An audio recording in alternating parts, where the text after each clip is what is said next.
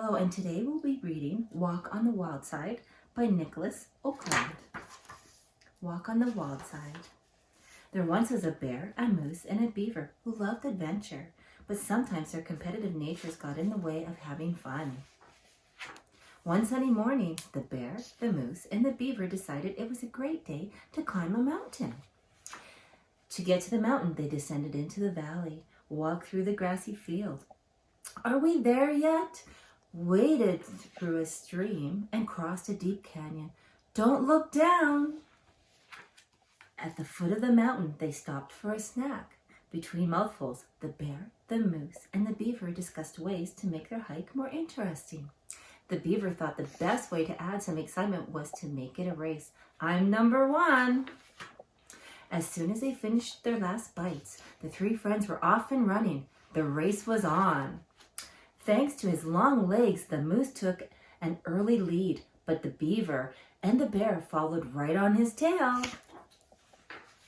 Then, just as the moose rounded the bend in the mountain path, a boulder came tumbling down toward him.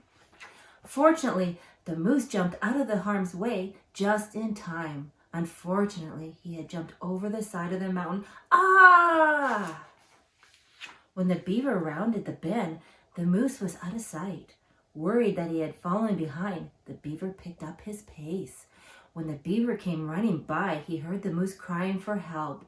The bear followed the sound to the mountain's edge, where they saw the moose dangling from a tree branch.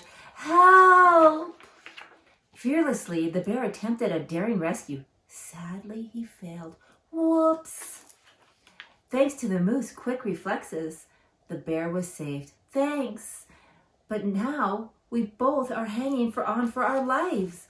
The moose and the bear's cries for help echoed up the mountain. The beaver followed the calls back down the path. "Help! Help!" The beaver's instinct kicked in. He chewed down a tree, carved out a few notches, and lowered the simple ladder to the moose and the bear so that they could climb up. Back on the solid ground, the three friends realized their hike had become a little too exciting.